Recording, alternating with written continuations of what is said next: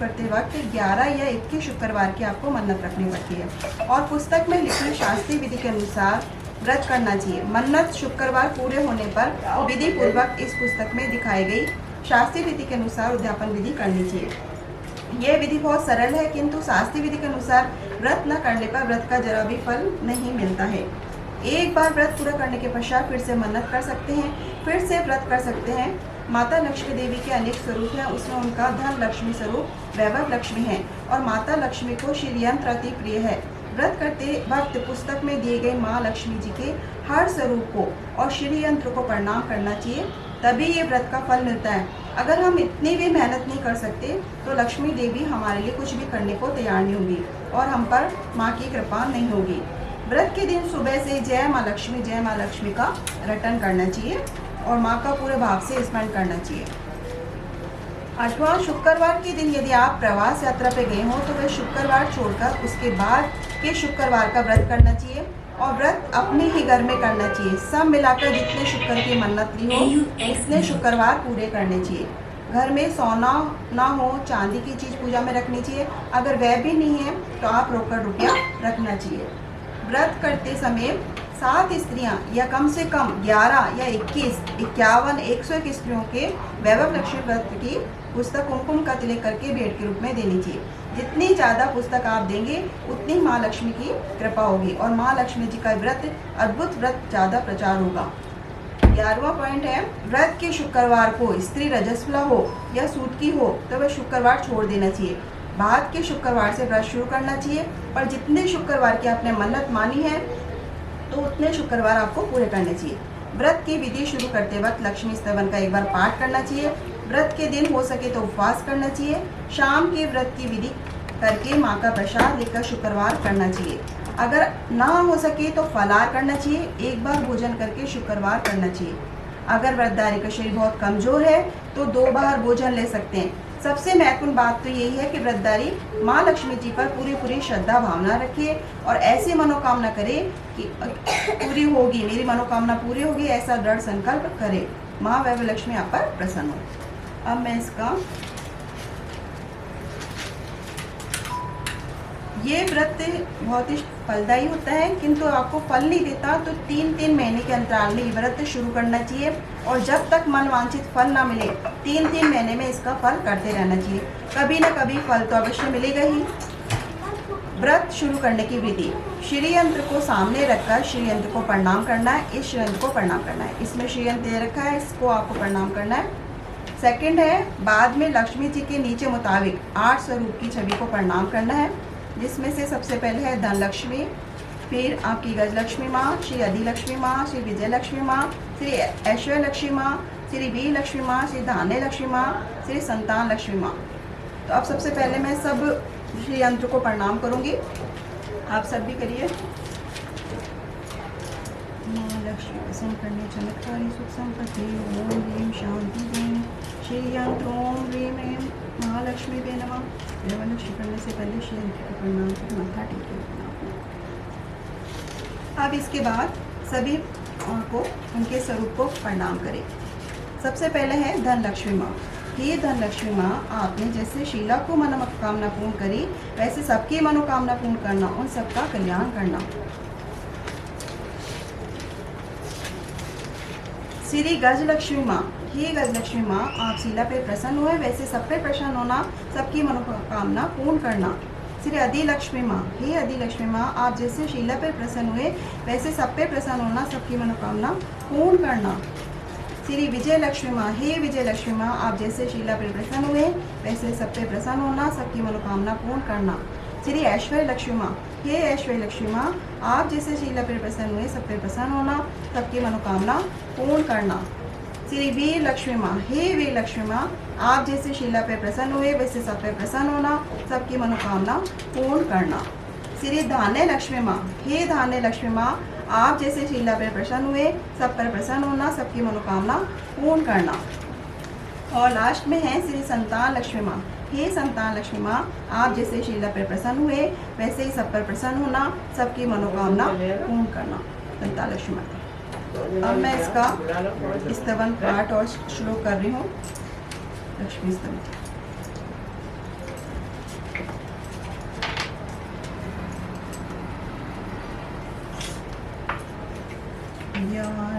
ताम्बूजसवासिनी विलासिनी चण्डास्वनी तेजस्वनी या रक्तांबरा हरिसखा श्रीमलो आदिनी या रत्नाकर मंथना प्रकंठिता विष्णु सोहा गहनी सामा पातु पुनारमा भगवती लक्ष्मी से पद्मावती।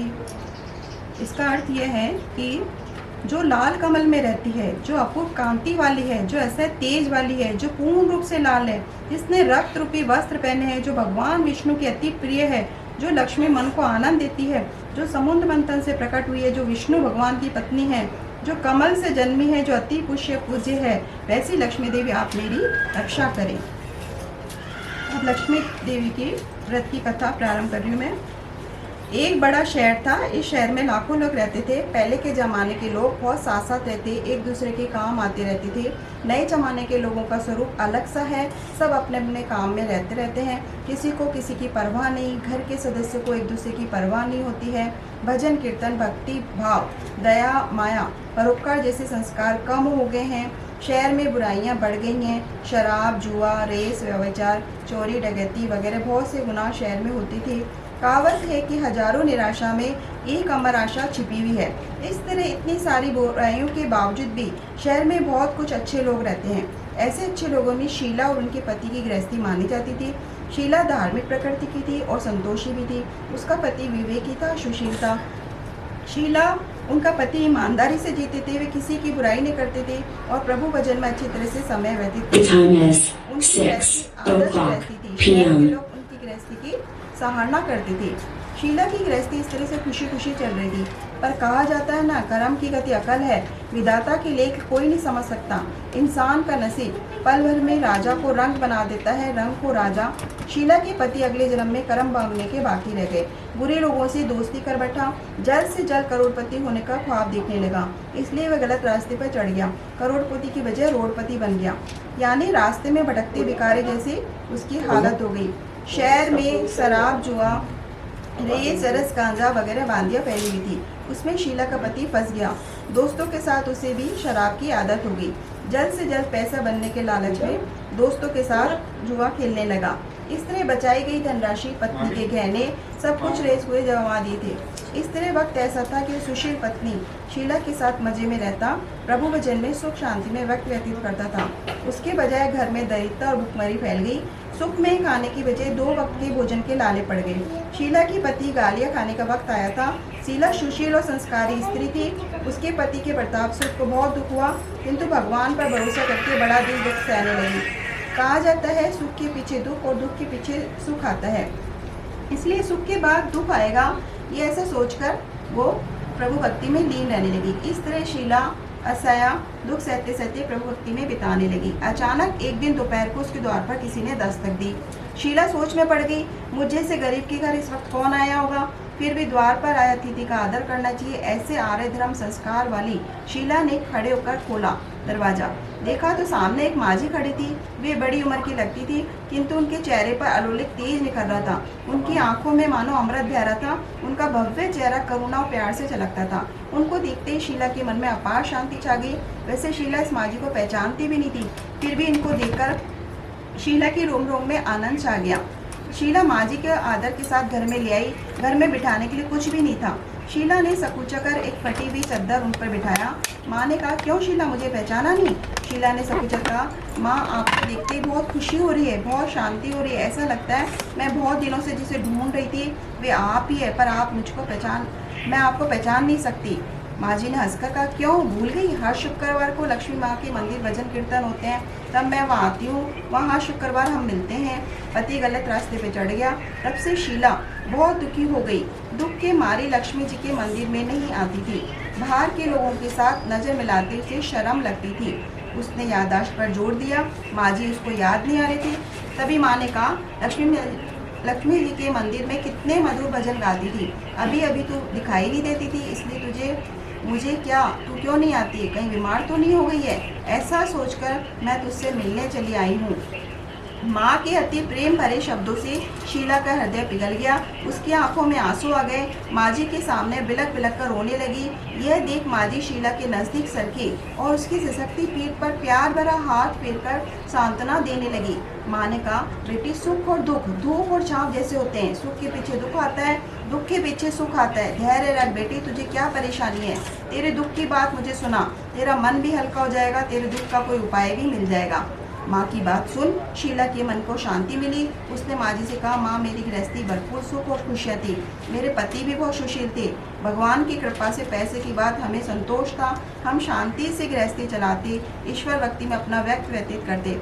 या कह हमारा भाग्य हमसे रूठ गया। मेरे पति की बुरी दोस्ती हो गई। बुरी दोस्ती की वजह से शराब, जुआ, रेस, चरस, गांजा वगैरह खराब आदतों के शिकार हो गए। उन्होंने सब कुछ गंवा दिया और हम रास्ते के भिखारी जैसे बन गए। ये सुन माँ ने कहा, सुख के पीछे दुख, दुख के पीछे सुख आता है। ऐसे कहा जाता है, कर्म की गति न्यारी होती है। हर इंसान को अपने कर्म भुगतने पड़ते हैं। इसलिए तू चिंता मत कर। अब तू कर्म भुगत चुकी है।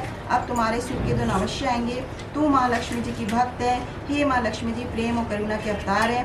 वे अपने भक्तों पर हमेशा ममता रखती है। इसलिए तू धैर्य रख। माँ लक्ष्मी जी का व्रत कर, इसमें सब कुछ ठीक हो जाएगा। माँ लक्ष्मी जी का व्रत करने की बात सुन शीला के चेहरे पर चमक आ गई।